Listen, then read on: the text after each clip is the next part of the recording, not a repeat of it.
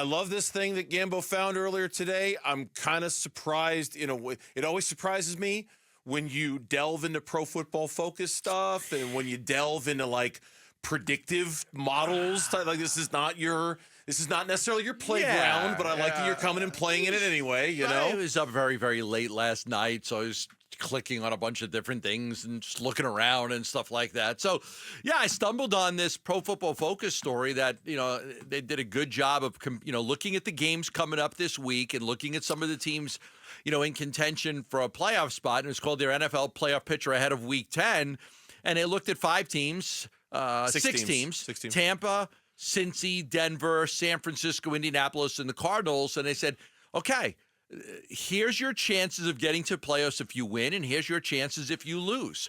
And I thought it was pretty interesting because, again, I think when you get to this point right now in the season and you're one of those teams that are right around the 500 mark, these games are all so important. So it was pretty fascinating to me that with a win over the Jets, they put the Cardinals' playoff chances at 54%. With a loss to the Jets, they put them at 30%. So a difference of 24%, but still, I think it's purposeful. I think it's meaningful. Every game matters now. You're trying to win every game you can. You're not going to, but you look at, we talked about the importance of division games when you play Seattle and when you play San Francisco, when you play the Rams.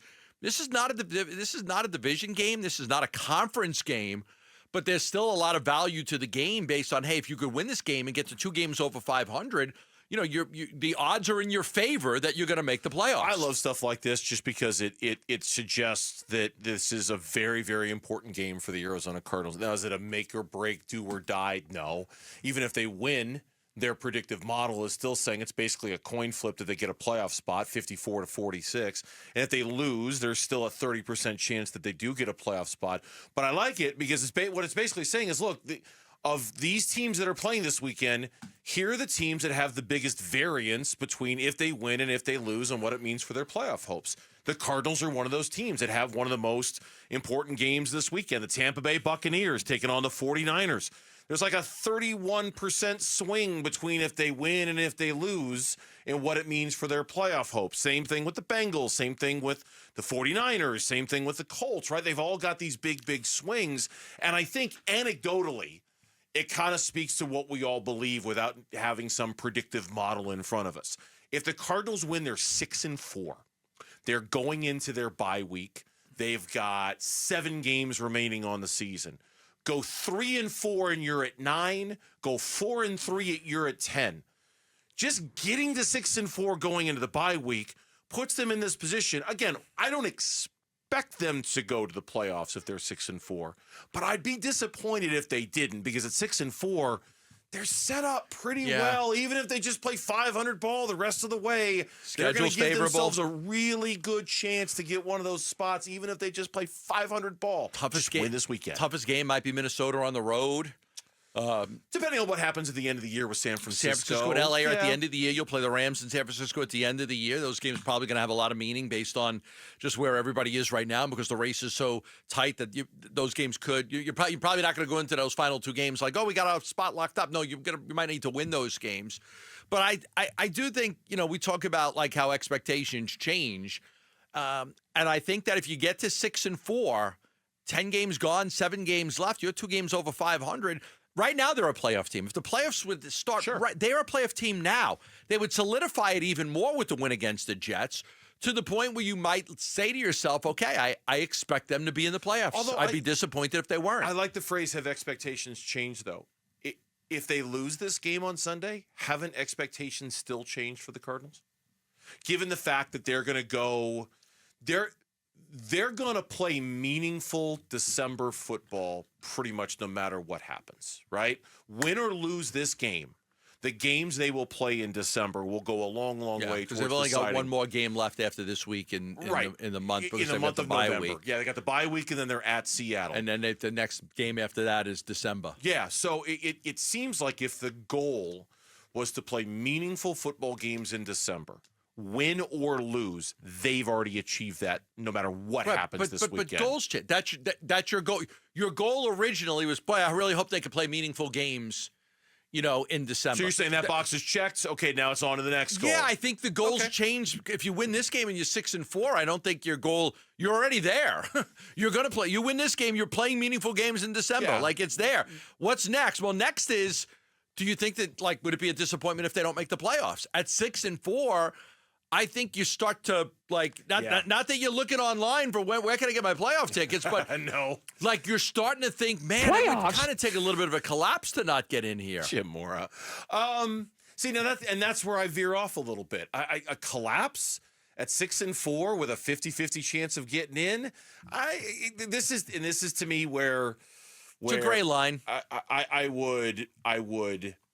I would be disappointed if they didn't make the playoffs, but I'm not expecting them to make the playoffs. It's just too soon for me at 6-4 to expect it. Wow, 10 games isn't. You wouldn't expect it if they're 6-4. Expect to me is I'm online trying to figure out whether I'm buying playoff tickets or not. I ain't doing that at 6-4. I'm just not. I don't think you are either. But when I hear I expect to make the playoffs, that to me translated is we're going, we're in, we're done. They're going to play postseason football for the first time since 2021. I ain't going to do that at 6-4. You can have fun. Don't talk about playoffs. Playoffs. I will. If they win this game, I think that I think the goalposts move a little bit. You got to go to the playoffs. You got to go. At 6-4, I think you got to go. Failure if you don't. It's a failure if you don't. No, I don't think that's. I wouldn't use the word failure. But I wouldn't say that's a failure. That to me is the same thing. You expect to go to the playoffs. I don't think that's a failure. I mean, it's a failure if you don't. This team wins 9 games and they miss out on the playoffs. They go 9-8 and they miss out on a tiebreaker. Is that a failure? That's not a failure to me. They had a good season. Won 4 games last year. But if you expected them to go to the playoffs, won't you? I'd be disappointed. I'd be disappointed if they don't go in. I think we're basically saying the same thing. No, I think failure is a strong word. I don't think disappointment is. That's what I'm saying is I don't expect them to make the playoffs at 6-4, but I'd be disappointed if they didn't. That to me is that I see the distinction between that. If you're expecting them to go to the playoffs, that's like it's a failure. I think it's almost impossible for this season to be looked at as a failure at this point with what they've already accomplished. They'd have to lose all their games going out. Yeah, let's see how things go over the next couple of weeks before we go that. They're not going to go winless the rest of the season. Yeah, look, we can parse the words all we want. We can divide it up all we want. It's a big game this weekend because. Again, stats aside, 6-4 is 6-4, and now you're looking at a schedule, and that's why I think the biggest game this month isn't even this game. It's that Seattle game. You win that one, you're 3-0 in the division. You're 3-0 in the division, and you're in a really good spot. You're in a really now you win this week, win against Seattle, 7-4. 3-0 the division. Now we can start talking about and then it becomes expectations. Now we can start talking about it's a failure if you don't. You're 7-4, 3-0 the division with a month to play in the field. Okay, yeah. And probably at that point they can't win 2 games against you, so you could win a tiebreaker over Seattle. Very likely, based on because after the head-to-head, if it's 1-1, you go to division record, you're probably going to have a better division record than them if you win this one and you're 3-0. Yeah, if you're 3-0, now you still have 3 games left after that. And of course, if you lose all 3, then you're kind of back to square one when it comes to that. But it does seem like it puts you in a real good position when it comes to winning that tiebreaker. Big game. We'll see what happens with that. Thanks for watching Burns and Gambo. Click to see more from the guys and hit the button in the middle to subscribe so you never miss a video from Arizona sports.